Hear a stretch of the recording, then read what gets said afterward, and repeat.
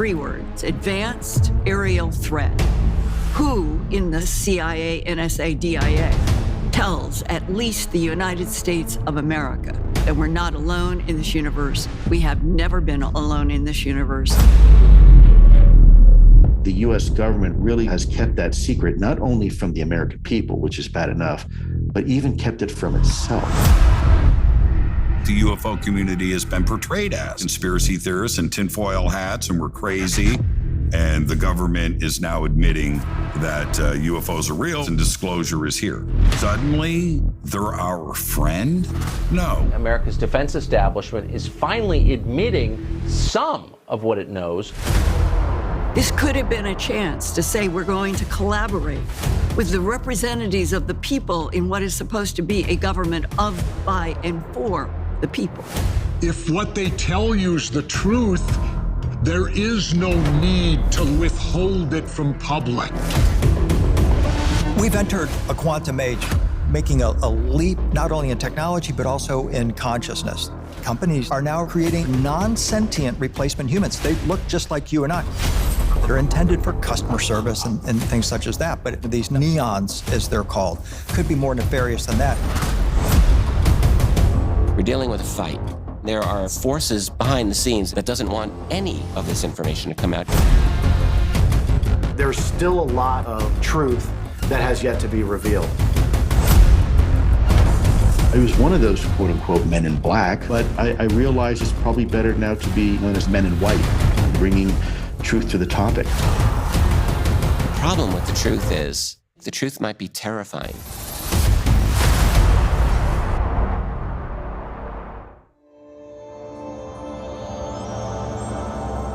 Oren.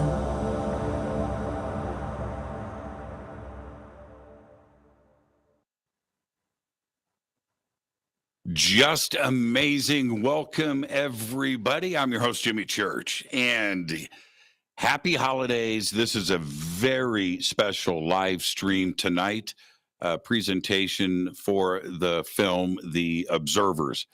And this also is streaming tonight to our community on a very special day. This is December 17th. And if we all go back and think about the changes that started December 17th, 2017, and where we are today, huge strides, huge steps forward. And I think we all recognize how special today is. But it's also one of the catalysts for the making of The Observers.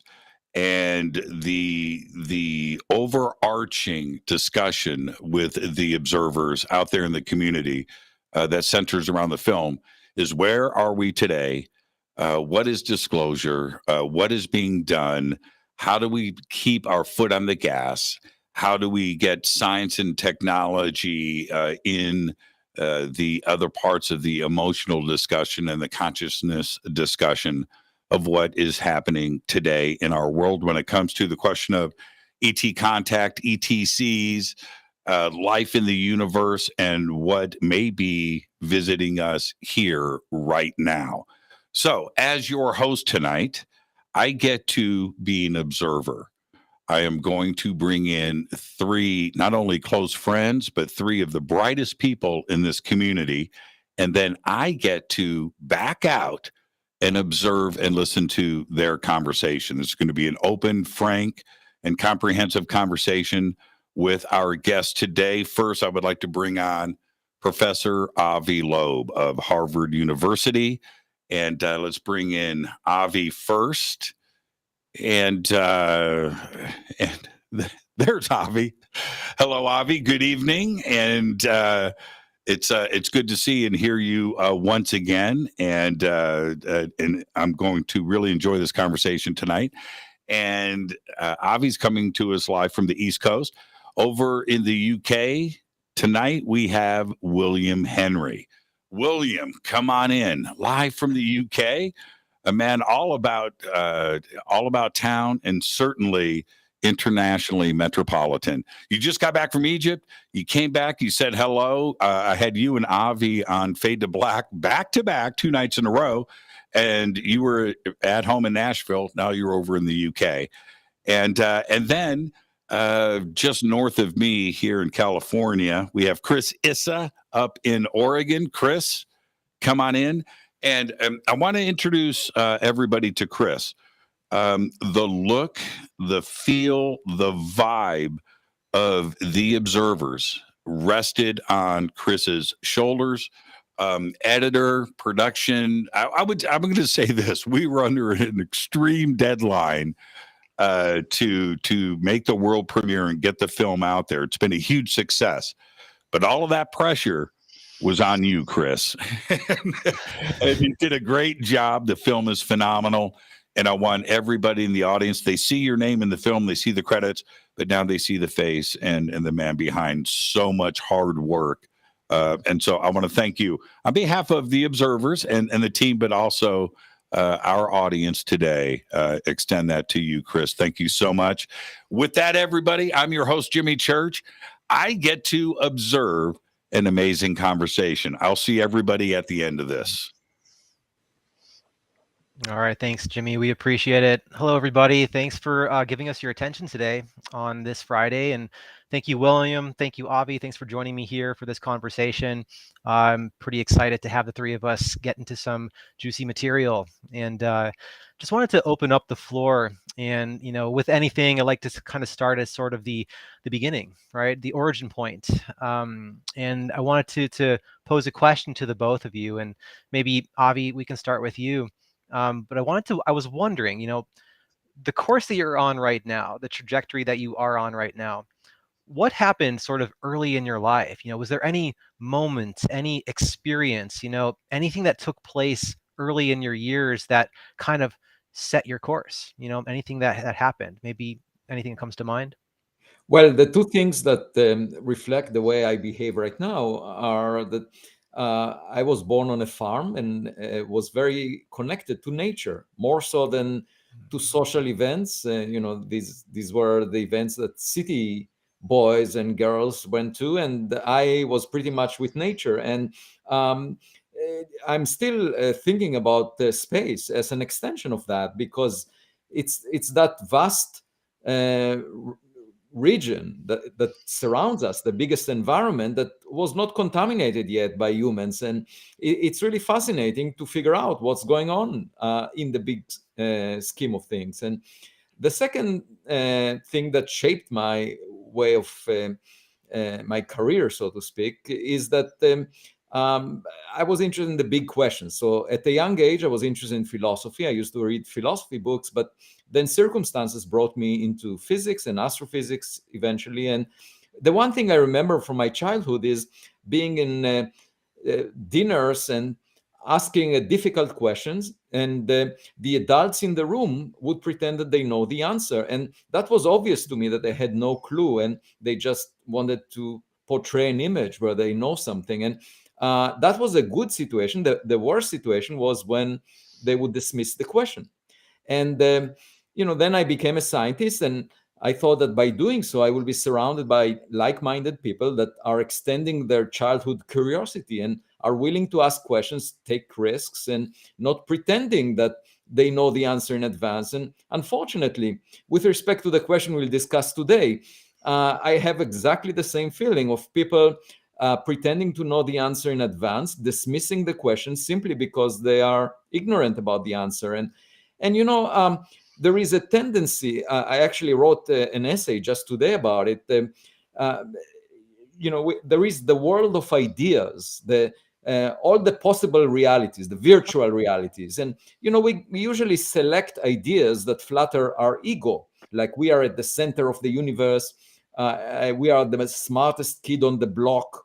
All of these things are ideas that we love because they flatter, they boost our ego. We feel good about it. They give us pleasure.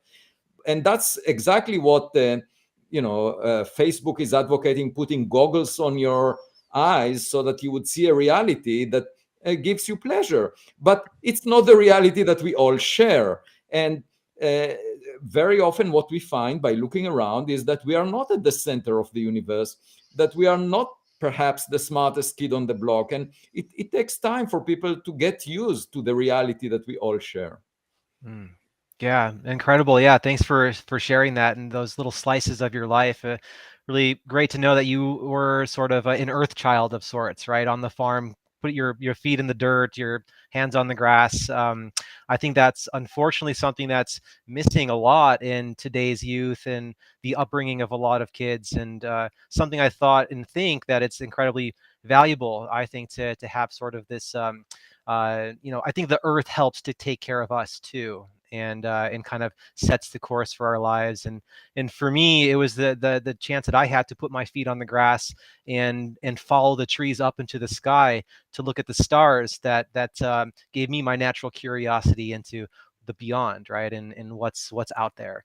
And I guess on that note, William, I'm very interested to hear sort of pieces from your life. What took place for you or in the early years that kind of set your course. Right. Well, thank you, Chris, and thank you, Avi. It's a pleasure to be with you both this evening. I grew up in Detroit. I was highly influenced by my father, who is a kind of a maverick lawyer, entrepreneurial type, or I should say he hung out with a lot of maverick people. He worked at home. And so I was always serving coffee to these mostly PhDs. One guy was trying to mine gold from seawater. My father's best friend, who I call my uncle, was Gibson Guitars master luthier. They were trying to build the world's perfect guitar. And it just seemed like our household was always filled with these people with these amazing ideas where anything was possible. And I kind of got the buzz from that of wanting to open up consciousness in a way and explore and push limits, really. And then when I got into college, I was going to follow my father's path. He had bought a record label. We moved to Nashville, and I was going to be an entertainment lawyer. And I ended up at a small Southern Baptist college that offered an entertainment music business program that would get you ready to go work on Music Row in Nashville. And the catch was you had to take Bible study classes, and I knew nothing about the Bible. I like to say that in our home, the four apostles were Waylon, Willie, Chris, and Johnny. And I get into this university area where now it's all of a sudden about the Bible, and I'm compelled to start looking into that. And it was then that I learned about the parallel or mystical side of Christianity, and that was so alluring to me. This question of what was the origins of Christianity and who were these angels, and why doesn't the traditional church want us to know too much about the mystical side of Jesus and the connection that he had to the higher worlds? I mean, in the book of Hebrews, Jesus says, "I'm from above and you are from below," and that the world we live in is the shadow of the real world. Well, what's the real world? Those became really important questions to me as a young man in my early 20s, and still really are the power pack that drive me today. And ultimately, that is the question, and I think that we're all trying to answer as observers: is where did we come from, and what are we doing here? And ultimately, when it's our time to transcend this life, where do we go, and how are we going to get there? And so those are the questions that I think started out early on, and they've evolved, and I'm still working on them. Mm-hmm. Oh, great. Yeah, thanks for that. Seems like we're all sort of bonded, on this existential pursuit, for the depth of our experience here in reality and what is really going on here, right? It seems to be somewhat of a long tunnel to crawl through, and a lot of different ways that we can perceive that. So good to be in good company here. And you actually said some things in there, William, that I was really hoping that we would touch upon in this conversation. And that's specifically when you were talking about sort of the mystical connections, behind not just Christianity, but just sort of like all religions. And what I'm really interested in, I would love to hear sort of both of your perspectives about this. But what sort of impact does this field of study with extraterrestrials and the ancient world and specifically ET contact, what implications does that have, and would that have on the religions of today, on spirituality in general? What would that do? What ripple effect, would that moment, have on us? And yeah, go ahead, It's Avi. very interesting that you asked that, because a couple of months ago I received an email from a rabbi in Ann Arbor, Michigan, who said that he just gave a sermon for the Jewish high holidays about my book, Extraterrestrial.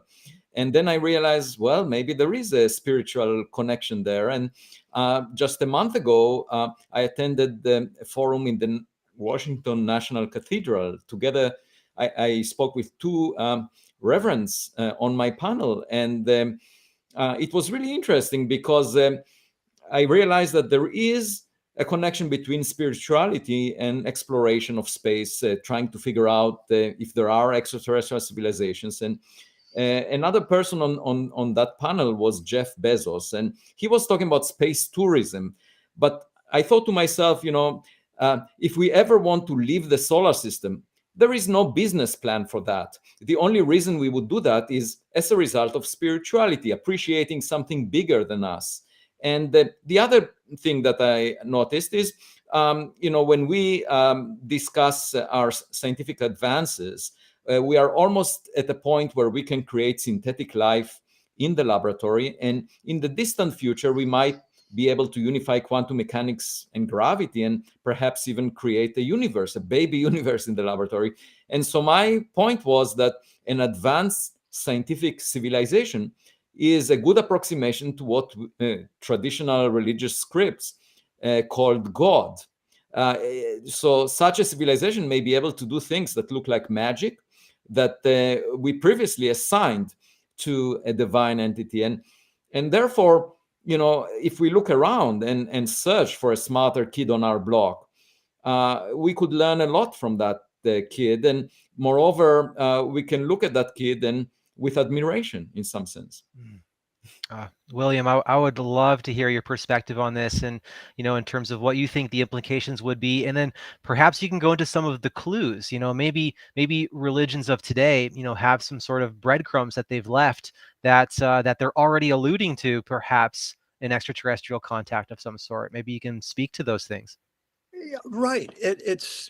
It's so important for us to not want to dismiss or throw out the holy books, be it of any of the world's religions, especially the three primary books, the Abrahamic religions, because they are loaded with references to extraterrestrial contact. When we're talking about angels, when we're talking about creator beings, when we're talking about being made in the image of these beings, the data is there. What has been lacking is either the willingness, the desire to see the truth of this connection, or simply the ability to do so. But now we're being challenged by presences that are on this planet, and we're looking back at these texts and realizing that they are not just sacred texts, spiritual texts. They're also history books that tell us about these early interactions that are ongoing. This is an unfolding scenario. I can give one example that I'm really excited to share with Avi, is that one of my specialties is the ancient Egyptian religion and their creation concepts. And in 2016, I wrote an article called "Ancient Alien Astro Chickens in the Ancient Egyptian Island of the Egg." And what the premise was, is that the original Egyptian creation texts describe a bird-like being that essentially lays an egg out of which all of creation emerges on Earth. And when I was taking another look at this creation text in the context of a von Neumann probe, an astro chicken, all of a sudden, a whole new layer of understanding opened up, because this creation text is describing exactly a von Neumann probe scenario. And then, of course, 2017, Oumuamua makes its presence known. And then I wrote another article called Oumuamua and the Ancient Egyptian Astro Chickens, and everybody thought I was talking about some new band I was forming or something. And they wanted to know, well, who's Oumuamua?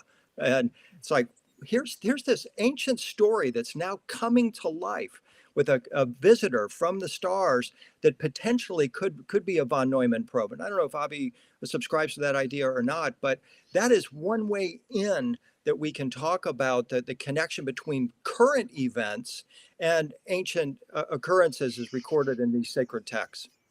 Yeah, just to comment on your reference to von Neumann probes, I'm of the opinion that we as biological creatures were not designed, to live in space. I mean, we are Absolutely very right. to be here on this rock. But on the other hand, we are creating, for example, artificial intelligence systems that drive cars right now. And in the future, we could send them to space. I call these AI astronauts. They will be autonomous. They will be able to think, perhaps even better than humans, because they will be able to process a lot of data. And if we are able to imagine that in a decade or two, a civilization that predated us by 1 billion years, because most of the stars are billions of years older than the sun. And we know that half of the sun-like stars have a planet the size of the Earth, roughly at the same separation. So it's quite likely that there was something like us, or even more advanced than us, 1 billion years ago, that could have created AI astronauts. And if they are equipped with 3D printers, they could repair themselves and create more of the same. And you can imagine the entire galaxy being full of those things. And as you say, the question is, what's the plan? What is the blueprint that they were designed to fulfill? And of course, that could give us a whole different meaning to our life, as you point out. And once again, we are connecting to spirituality, I think. And it's only those people that prefer to look down, that do not look up. Those are the ones that would dismiss any discussion on these topics. And to me, it's not very different from the dinosaurs, that 66 million years ago used to eat grass and ignore the sky. And they thought they are dominant. They were very arrogant. They are dominant relative to their environment. And then a rock the size of Manhattan Island hit the ground and tarnished their ego trip. And the point, the lesson from that is we should look up. On that note, Avi, you reminded me of a thought I had sort of in my some of my earlier years. When I was looking at evolution and looking at various animals and where they are in the state of evolution, and looking at ourselves and specifically our vertebrae, our spines, right? And thinking about the evolution and how maybe perhaps the sky itself sort of facilitated the evolution. Like in the pursuit of looking up at the sky, we actually our vertebrae actually rose and it facilitated perhaps an evolution. So maybe the skies and the stars and that wonder actually moved us forward. Well, in this context, I'll mention an anecdote. A month ago, there was a person on the street in front of my house, and my wife called me and said that you should check out who this person is. Maybe he's following you, or because of your book, or at any event. I went out and asked him who is he, and he said that he used to live in our house 50 years ago as a kid. And then I showed him the backyard, and he said, 50 years ago, my father buried a cat named Tiger in the backyard. And I said, well, I know this name because I saw a little tombstone in the backyard that says Tiger. And I showed it to him. Of course, I was relieved because I was worried that something bigger is buried under this tombstone. I didn't realize it's a cat. But my point is that if you welcome guests, there is a chance they will tell you something new about the space that you cohabit, that both of you share. And I think it's an important lesson about extraterrestrial guests, because they may know much more about our environment. They've been around for longer. They might tell us where there is a tombstone with the name Tiger on it. Gosh, that prompts a question inside me. I'd love to sort of put this out to the both of you in that moment, right? In inviting the guests, right? And listening to what they have to say. And what I picture is, of course, perhaps our friends from the skies, engaging in conversation with us, and just wondering, are there any theories, and like, how do you either of you perceive that to take place? Do you think it's lips moving? Do you think it's going to be perhaps words coming into our minds, or a feeling, or written? What do you think, either of you? I'm curious. Well, what's happening today is we have a global AI brain. A new layer of our neocortex is being added, and you have to factor that in. I mean, 200,000 years ago, our neocortex is activated. Nobody knows exactly how or why. It's a mystery to neuroscience, but now we're adding a new layer to our neocortex with Neuralink and other AI technologies that may or may not be a good thing. But the fact is that why is it that at this moment in time in our evolution, we're all being synced together? Is it possible that there is an extraterrestrial influence that is uniting us in one global brain? I mean, if you're an extraterrestrial civilization, you're not going to want to negotiate with 185 individual governments. You're going to want to deal with a monolithic government, a single global entity. And that's what's being created right now, good, bad, or ugly.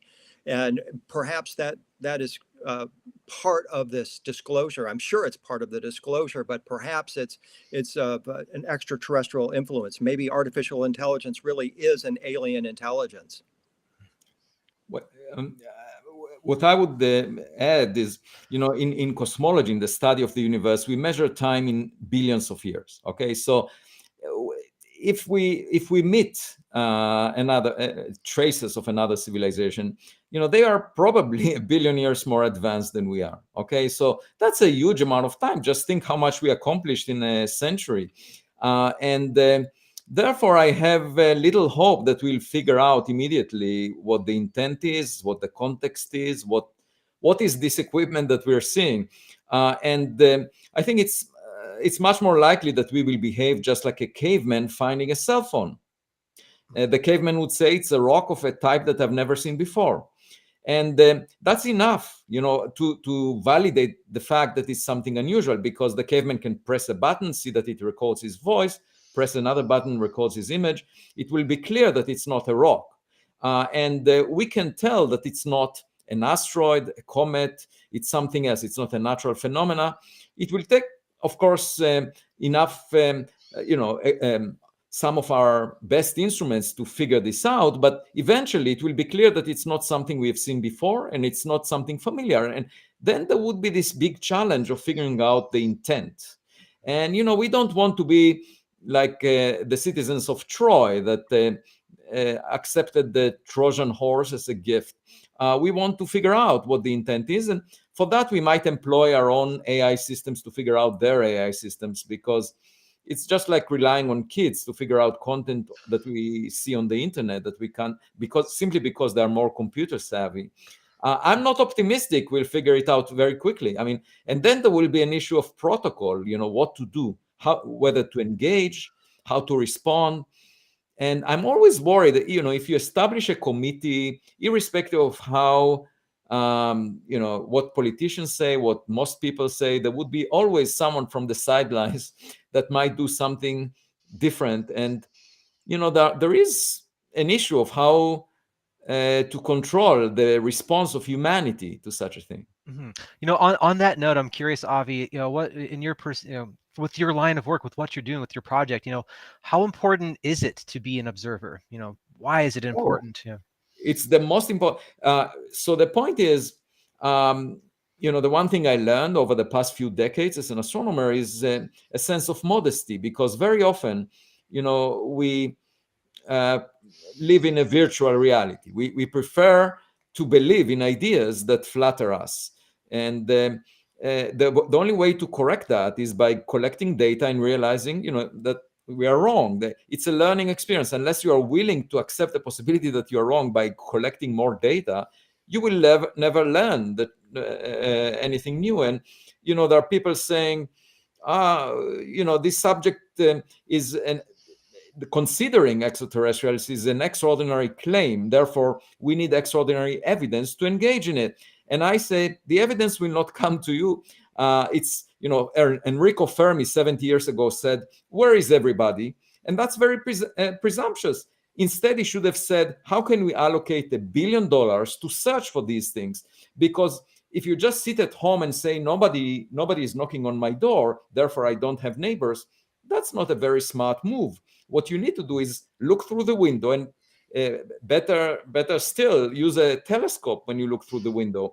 And my point is, observations are really crucial, because then you have a way of finding out that your preconceptions were wrong. And that's exactly what Galileo said to the philosophers 4 centuries ago. He said, look through my telescope. And they said, no, we know that the sun moves around the earth.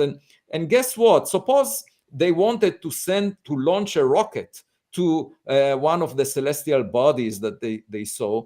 It will go the wrong way because they had the wrong ideas about the motion of these bodies relative to the earth. And the point is, reality is whatever it is. We can stay ignorant. We can ignore the reality. We can put Galileo in house arrest. Today, he would have been canceled on social media. But that's irrelevant. How many likes you get on Twitter is completely irrelevant. Reality is whatever it is, and we have to figure it out. So if we do not engage in the search for equipment from extraterrestrial civilizations, that will not remove them. It will just maintain our ignorance. Gosh, so on that note, so we're going to go into a break in just a few moments, but I wanted William, on this note, right, of technologies and going out and seeking them, right? They're not going to come to you. Clearly, right? You just came back from Egypt. Have you been in pursuit of these technologies? Have you found anything? What can you say about that and in your own experience of seeking out technologies?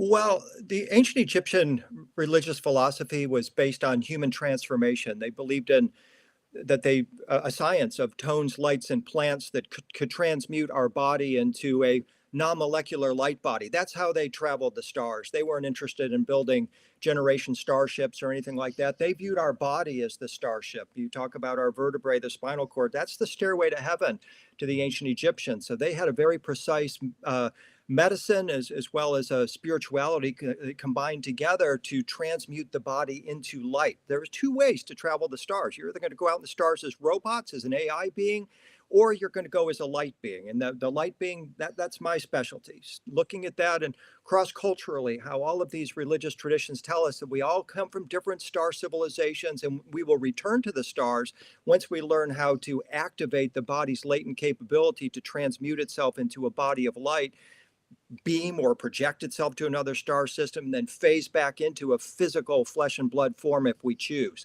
That's something I would love to talk with Jeff Bezos about, in fact, because he and Elon Musk, they're talking about transmuting us into AI or transhuman beings in order, in order to migrate into space.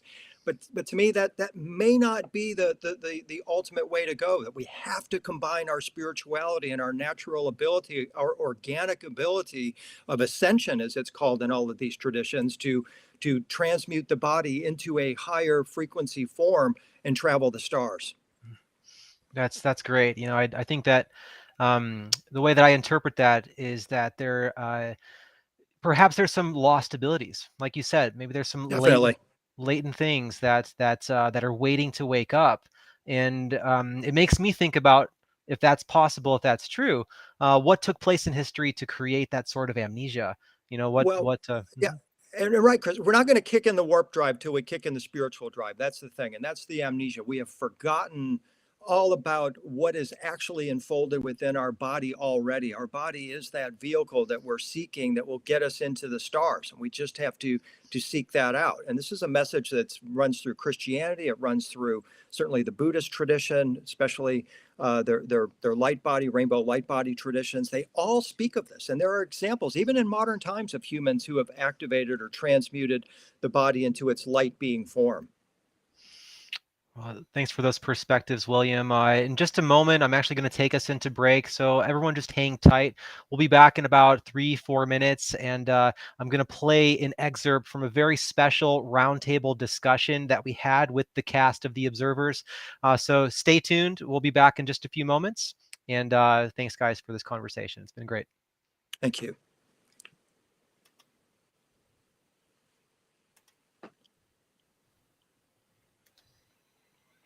We have to look at biological evidence too, the activation of the neocortex, what makes us all human. Science says it's unnatural. They don't know how it happened. They say, oh, it could be cosmic rays, group sex, psychedelics, everything but what it probably was, which is extraterrestrials. I mean, you go back into the Egyptian record, for example, you've got a god called Ptah from Egyptians said came from Sirius. They say he fashioned the bodies of men. You look to his hieroglyph, guess what? There's a double helix in his hieroglyph. Egyptologists say, well, he couldn't possibly have known about DNA. Then why is a double helix in his hieroglyph? And why is he the god that fashioned the human body? What? Yes. Yeah, it's in his cartouche. Yeah. That's a great story, William, because again, you can see the hieroglyph. It's there, the double helix is there, and the double helix doesn't repeat in other hieroglyphs. We didn't discover it until 1952, 53, when Watson and Crick discovered it. It changed everything, and now we know. You know what's okay? So what makes us who we are? Physicists and the hard sciences want to avoid the discussion of consciousness. They don't want to go there. No, it's chemistry. It's not. It's nothing woo woo. Right. Watson and Crick dreamed DNA. Yeah. That came in a subconscious state, and then, the design, but they don't want to go there. It's like, wait a minute, it was discovered in an altered state and then, dreamt about. And then he comes up with the theory of directed panspermia, saying that this did not happen by accident. This isn't something, this was intentional. Where's this coming from? Tesla was the same way. Tesla... All the dream state, genius, right? Tesla would, from the time he was a little boy, would have these white flashes appear to him. And I think for a while, like he almost couldn't distinguish, is this the actual reality or what is this? Right. But he occasionally would say that he would get these flashes of inspiration. But these ideas would come to him, he would say, like radio, like that was his idea. Alternating current was his idea. But yeah, like where is this coming from?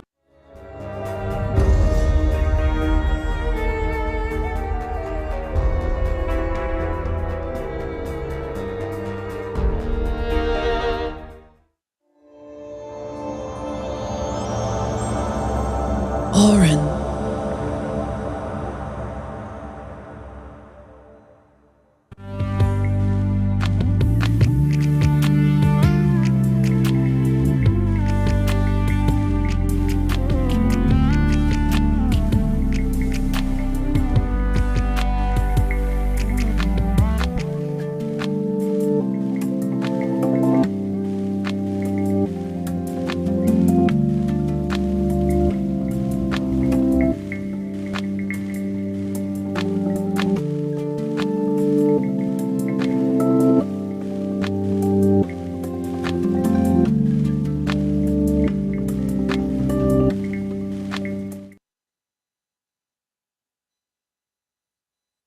Oh, I'm muted. Thanks.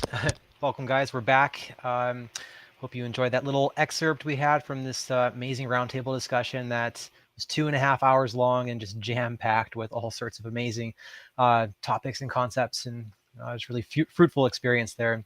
But I wanted to jump back in and just to kind of roll with where we sort of left off in terms of the ancient technologies, right, that are here that perhaps facilitated our evolution, and I was just really curious, Avi, just to kind of perhaps have your perspectives, maybe specific to sort of the ancient Egyptians and perhaps any other ancient culture.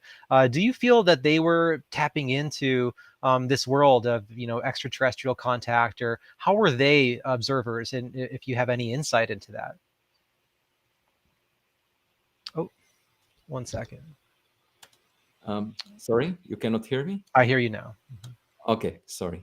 I don't have any special insight. I'm not a historian, and I do believe that, unfortunately, we don't have all the information we need in order to answer your question. But I'm much more you can think of me as a farm boy, a child that maintains his curiosity. And the way I want to resolve these issues is by, getting new data using telescopes. And I think, if there is something out there, we will figure it out. So let's instead of worry about what other people may have seen in the past and not recorded in a way that is beyond a reasonable doubt, instead, let's get evidence that is beyond a reasonable doubt. And then, of course, we can go back in time and say, okay, here is what we know now.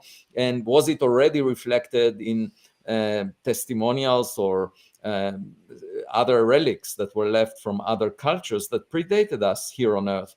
And it's quite possible. Now, you have to understand that recorded human history is only at most 10,000 years old. And that is 1/1,000,000th of the age of the Earth. So just think about it. When Enrico Fermi asks, where is everybody? He's basically asking, where is everybody right now, right here in Los Alamos? And why would he see the evidence in front of him at the same moment? There could have been a lot of visits in the past, scattered throughout the history of the Earth. And of course, now we have a fishing net. We have our telescopes that are just like a fishing expedition where we can try and catch some fish. In the days of Fermi, he didn't even have a fishing net. He was just asking, where are all the fish, but without the ability to catch them. And there is this tale about a fisherman that went to sea and came back and said, I discovered the new law of nature. All fish are bigger than 2 inches. And then someone asked him, what's the size of the holes in your fishing net? And he said 2 inches. So obviously, in order to catch something, you need a net that is sufficiently dense. Right now we have telescope systems that can tell us. And the first object we discovered from outside the solar system was Oumuamua in 2017. And it didn't look like any of the rocks we have seen before. And my colleagues still push back on the possibility that it might be artificial in origin by saying, well, maybe it's a rock of a type that we've never seen before, a hydrogen iceberg, a nitrogen iceberg, a cloud of dust particles. And I say, well, if it's something we've never seen before, we better leave on the table the possibility that it's extraterrestrial technology. And the way to find out is by getting a high-resolution image of the next one. That looks as weird as Oumuamua, because they say a picture is worth 1,000 words. In my case, it's worth 66,000 words, the number of words in my book, Extraterrestrial. On that note, I'm really curious. Would there be any surprise on your end if it turns out that ancient tech is discovered here on Earth? Oh, I would not be surprised. I just want to press some buttons. No buttons required. Most of it's consciousness, it seems, in the ancient world. When you look in these texts, I love that. Yeah, picture's worth 1,000 words. It reminds me that when Harold Sonny White down there at JPL, or excuse me, at Houston, was working on the Eagle Works, trying to come up with concepts for a traversable wormhole and a warp craft. He's creating images of craft that look exactly like Ezekiel's wheels in ancient art. How can that be? Is it possible that we're in some kind of a loop where, as you mentioned earlier, we go through periods where we're awakened, then we rise to a certain level of civilization, then we lose our civilization, and then we go into a collective amnesia, and perhaps we're now in a moment now where we're remembering some of what happened in the ancient past. And this is why this technology is starting to kick in now, and why so many examples can be made of modern technology that have ancient correlates. On Ancient Aliens, we've got 16 seasons worth of episodes, a couple hundred episodes now, of story after story from cultures all over the world of extraterrestrial contact in the ancient world, examples of technology, references to technology, scientists that have had dreams or experiences with otherworldly or extraterrestrial beings that lead to important discoveries, like Francis Crick and like mathematicians and others. So you have to really factor in that perhaps the buttons will be there once we can activate the buttons in our own consciousness. And I think we're very close to being able to do that. And perhaps we're right on top of the button right now. I think that's great, William. Yeah, I was just thinking about what it seems to be is that some of these experiences, right, some of these observations with extraterrestrial or UAPs or whatever it might be, it seems to be sort of contingent upon a person's consciousness at the time. Yes. There seems to be sort of a connection between the dimensionality that these crafts or these beings or whatever, where they exist, and our state of mind or our consciousness at the time could potentially induce or potentially create those opportunities of observation to take place. Right. It's like the Fermi paradox mentioned earlier. These scientists have to have a willingness to look for extraterrestrials. Some of them are like, they just dismiss it, say, forget it, that never happened. Well, how do you know that? Have you really ever read any of these ancient texts? You really read the Bible? Have you looked into the Bhagavad Gita? Have you read any of the Tibetan texts about this? No. And Rabbi mentioned earlier, have you really looked into early Jewish history and what happened in 600 BC when they eliminated in connection with the stars and in connection with the hosts of heaven was forbidden, and why that is? These are very important questions. It's just all about, as you're saying here, the willingness of the participants to open up a little bit.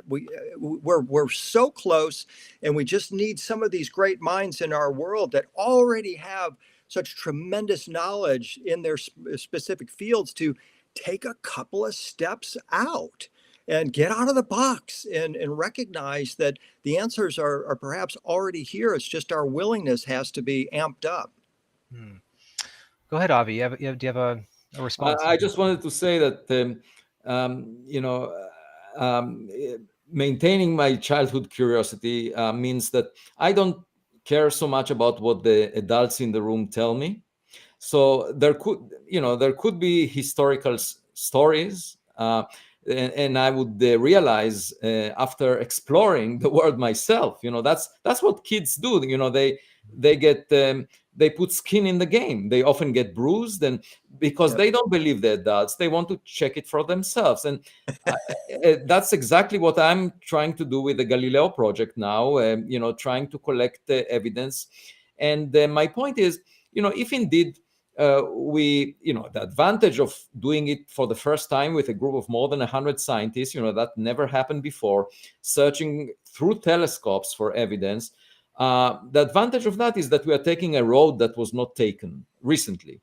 And, there is this poem by Robert Frost that the two roads diverged in the woods, and he took the one not taken, and that made all the difference. For me, the biggest difference is that if you go in a path that nobody else took, there might be low-hanging fruit because nobody picked it up.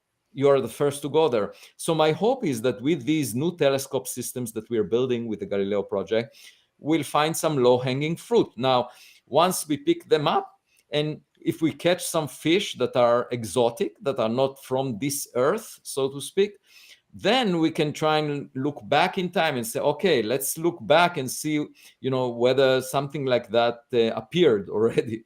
But as I said, haven't changed much since I was a kid, and I don't want to change. I want to figure it out myself, okay? And I don't want to believe to stories that other people tell me. And gladly, the sky, most of the sky is not classified. So the government cannot tell us not to look at the sky. And, if there is anything out there, we will see it. I find myself really curious, just down to sort of the brass tacks of those telescopes that you're referring to. Can you talk a little bit about like the technology behind it? Like what is so different in this paradigm of telescope than what we've been using before? Are you using optics? Are you using some sort of different camera that we haven't developed before? Or maybe you can talk a little bit about that. Yeah. So one question that I'm asked often is, astronomers were looking at the sky through telescopes for a long time, and why haven't they seen these unidentified aerial phenomena, for example, or objects like Oumuamua?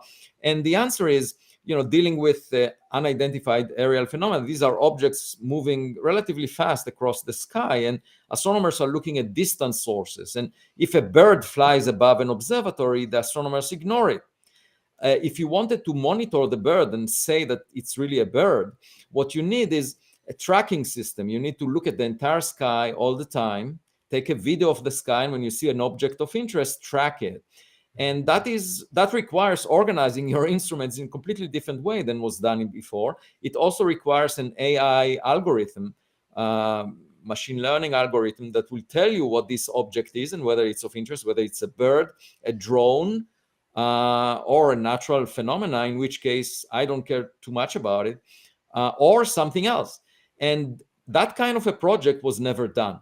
Now, with respect to Oumuamua, that was the first object that we saw from outside the solar system. We were not prepared for that. And now that we know what we might want to look at, the goal is to date the next Oumuamua. It's just like going on a date. You met someone that you are really fascinated by, that someone left the dating scene and now you're trying to find another one.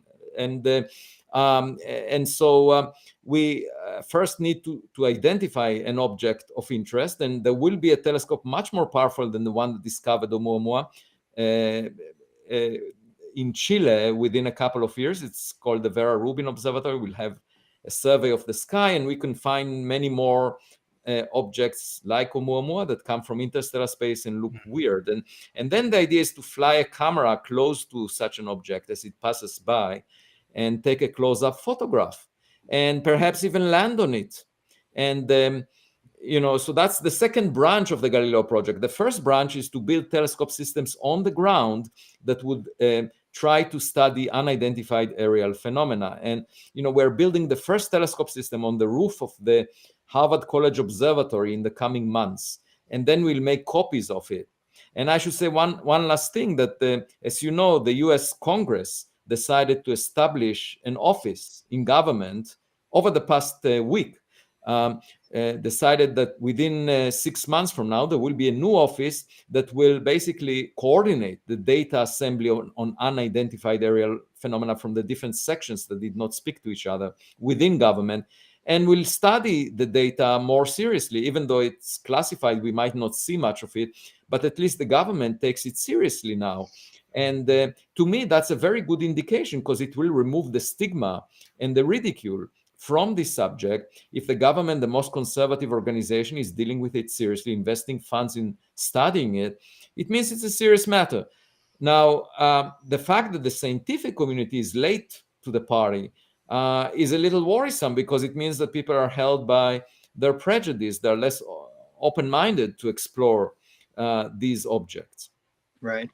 Carl Sagan was so deeply interested in the ancient extraterrestrial connection, ancient astronaut theory, and then he was chastised by his narrow-minded colleagues. He had to abandon it. But I think Sagan had it correct originally, and it'd be just really incredible to see science come back around and take a look at Carl Sagan's original papers and what he had to say. I think they would find it most illuminating.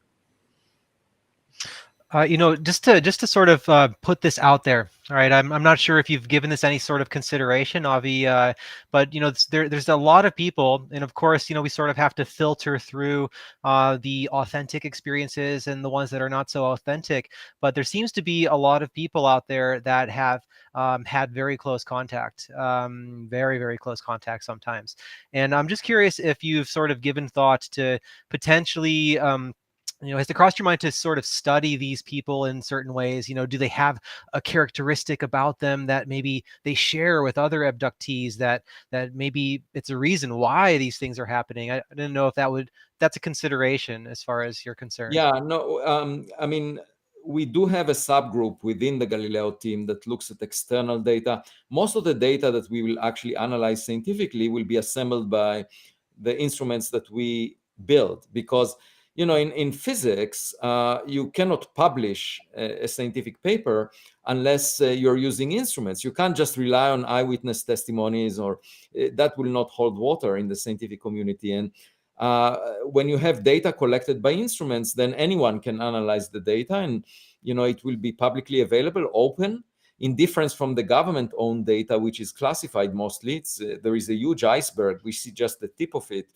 So the innovation of the Galileo project that I established about 4 months ago is that it will assemble new data that is open to the public using instruments that are off the shelf. Nothing would be classified, and the analysis will be transparent. And so, in a way, it's a breath of fresh air into this subject, which was speculated about by many people in the public because they didn't have access to the classified data from the government. And at the same time, the scientific community was ridiculing and not even engaging in the study.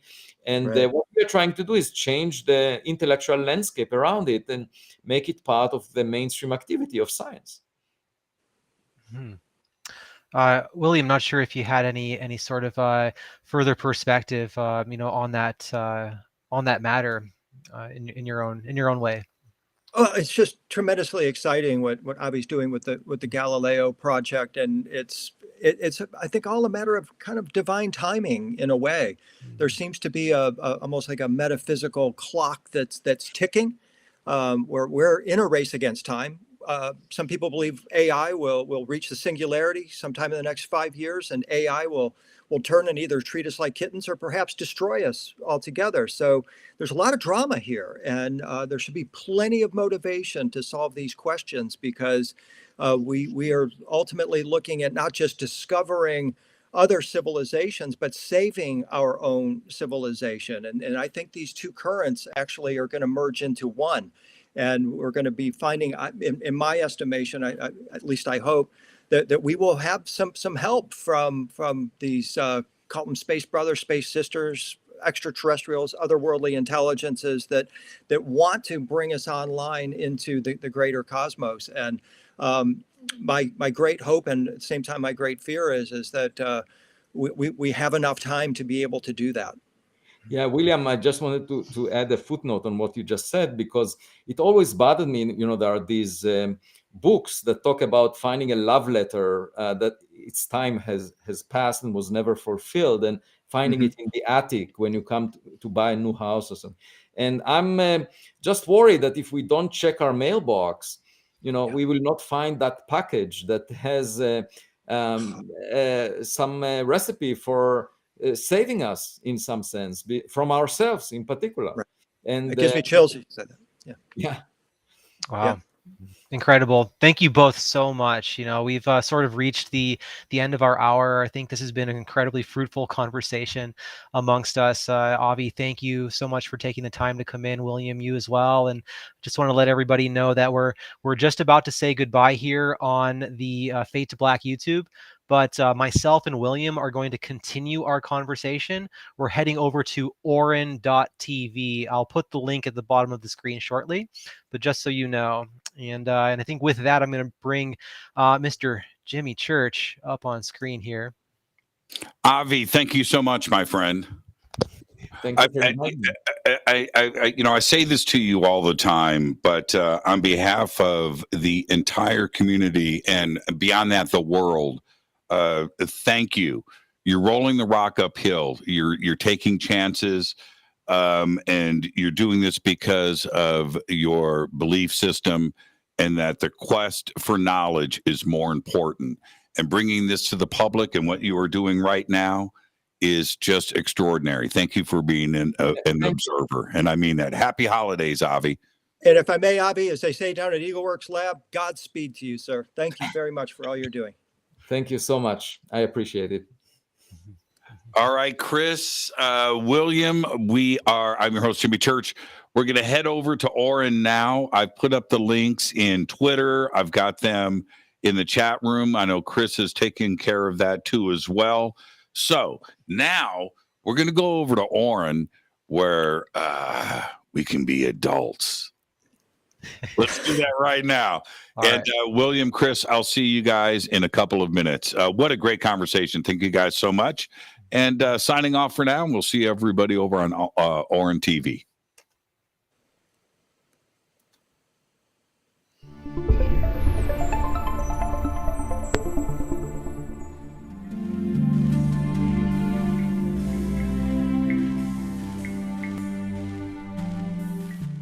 A shocking, hard-hitting film exposing the darkest secrets of the FBI and CIA. 1,000 Pieces. There's a coup being carried out before our very eyes. You're allowed to protest, millions of people on one day in crowds yelling, screaming, but you try to run your business, you get arrested. Wall Street has laundered $100 trillion from trafficking in children and drugs. The agency has dealt drugs throughout this country for a long time. Mr. Secretary, is it policy of the U.S. government to reward companies that traffic in women and little girls? Human trafficking has many more victims than COVID. The complicity of the CIA, the FBI, the Justice Department. There's corruption on both sides. These agencies are facing a time of reckoning. Are we at yet another crossroads? Get ready. 1,000 Pieces. It was so hard to come running out of a hell that nobody believed existed. My name is Kathy O'Brien, and I'm a survivor of MK Ultra mind control. The MK Ultra program was to ultimately control the minds of the population for implementing what Adolf Hitler first termed the New World Order. When girls reached age 30, they were murdered or they were sacrificed. I was going to be killed as well. I was to go out in a blaze of glory and be burned alive.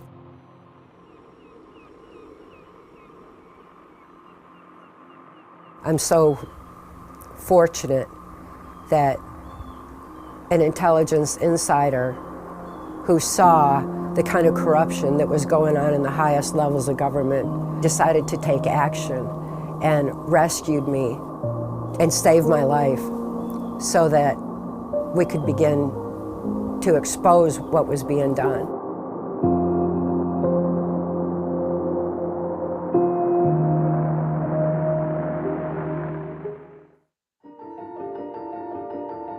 Ancient teachings around the world see family and community as containers for wisdom. The stability and connectivity of the family is seen as necessary to ensure that information travels intact from one's ancestors through the stable family and into the community, where it's bundled and prepared to be sent as far into the future as possible. But for decades, a quiet war has been waged by globalists, communists, and social engineers with a single target in their sights: the traditional family unit. Can we rediscover this ancient ideal of family as a technology for transmitting wisdom? Superorganism, the family unit, coming soon to Orin.